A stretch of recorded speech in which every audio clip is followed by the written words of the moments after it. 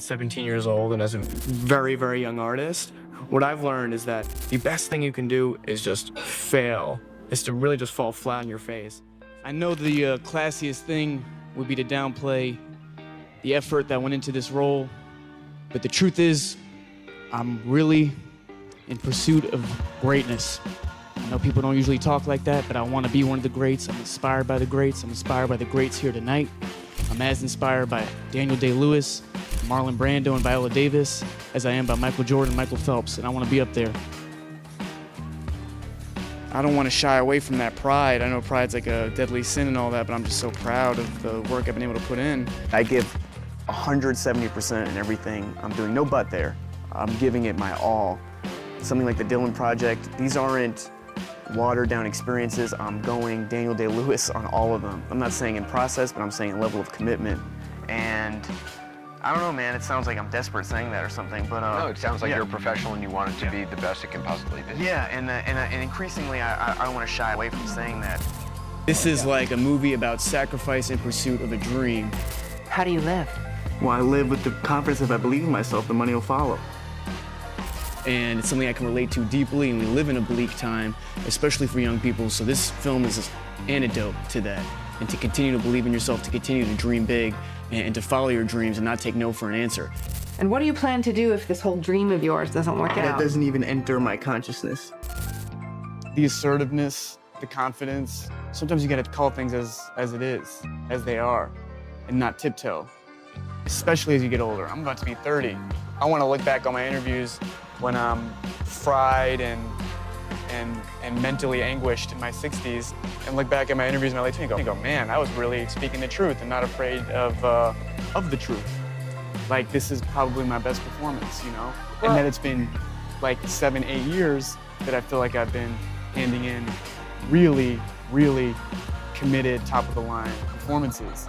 And it's important to say it out loud because the discipline and the work ethic I'm bringing to these things, I don't want people to take for granted. I don't want to take for granted. This is really some top level shit. The gift of my life, the gratitude exercise I live every morning is to go, wow, for some reason, I know actors, I came up with actresses, I came up with that are more talented than me, that haven't gotten an opportunity to work. I'm getting the opportunity to work. Why not go 10,000% hard? Find your superpower and stick with it. No one's gonna incentivize you in life to figure out what your superpower is. And that doesn't mean that anybody's a villain.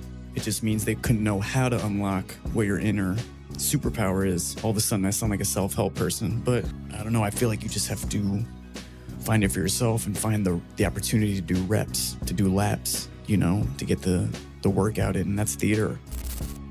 There's gotta be something out there, because I feel it. Again, what's your reason to being? Sometimes your reason to being is just your reason to being. That you just got something to say.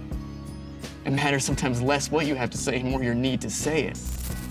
I was put on the sort of traditional American academic path, you know, and didn't know why. It was very peculiar to me that I was paying money to be somewhere I didn't want to be.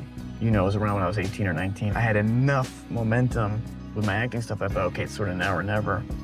And this is not prescriptive. Whatever works for anyone works. But I felt like if I had a plan B or if I was working towards a plan B, my plan A would be ruined because I've been doing it on and off for years, you know. You could be the master of your fate, you could be the captain of your soul, but you have to realize that life is coming from you and not at you, and that takes time. I think when you're growing up, you always feel out of your body. You're looking in the mirror to confirm your identity or to shred your identity or to hate yourself. And, you know, I think that's probably the most challenging period in life when you're truly a fish out of water. But the brilliance in that, too, is then you can kind of search for your identity, search for what makes you feel grounded, find the good people in your life, those non-toxic ass people.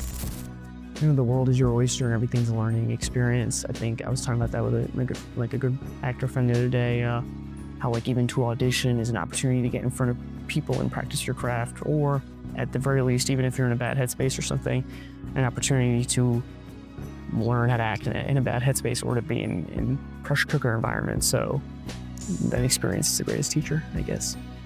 No, you respect what you do. Yeah, because you got to. What else is the point? I talk about this with friends a lot. Like, this is too weird a lifestyle to be nonchalant about. Yeah, why do this if you're not going to go as hard as possible? These are long-ass days. Wow. You know what I mean? These are 14-hour days, 6 days a week sometimes, you know, 3 months. look, I know people got it way harder, but I want to feel that grit. I feel like I'm the hardest working man. Anyway, maybe I shouldn't say that. Your active rebellion, your music, your art, whatever it be, it's as much about what you're doing as it is about the response to the Coliseum. That is to say, think of like something you like, you see online, or you dislike online. What is the first thing we do is we like look at the comments. We see like what the Coliseum's reaction is. So it's different, you know. Think about it, right? Like if you're scrolling or whatever, if something affects you some way, you want to see what those, right? Bob Dylan once said they can kill you with kindness too. And I think it's an important thing to look at, because God forbid you get the Coliseum's approval. What incentive is there to change, you know? But then, did you get into a really wacky line of life and work to treat it like a routine, you know? Because then you've chosen the weirdest day job ever, no matter how much you get paid or what acclaim comes. You have nothing to lose, absolutely nothing, and you have everything to gain. So if anything, if you get rejected, if you don't even get an honorable mention or any of that crap, that's more juice for your art. That's more inspiration. You know, it's awesome to be on a great TV show and all this stuff, but the best is like when I can get up in front of a class like today and, you know, do a monologue or something that kind of just falls flat and nobody really gets and the comedy doesn't hit. That's like where it's like, where you can go back to the drawing room and you're really humbled and you can really figure stuff out again. So like I said, nothing to lose and all of this to gain. Everybody talks to me like I'm the one, you know, I should change. Why should I change? I've never even got to find out who I am. You want me to change? That's crazy. You tell me I'm bad before I even get to be anything. What the hell is that? Original sin or something? I read Plato, I heard him on a park bench in the Bronx. Let me tell you something. Plato, he wasn't afraid. Diogenes, he wasn't afraid. Socrates, he wasn't afraid of anything. They were men. Why are you the headmaster and I'm the student? You understand? I have to earn your respect, but you don't have to earn mine. What is that? It's you that wants the A before you even start. But when I say I want the same thing, I'm nuts, right? I'm not gonna cry. I'm gonna find my place in this world. Count on it. This school's been a miracle for me, but not because of you. Because somebody, Mr. Hoffman, finally saw me. And more than that, somebody, a grown person, decided I was good before I was good. And you want to throw me out of that? Then you know what I say. I've never met your God, and I don't want to. What is this rock? What is this earth without art? Just a rock.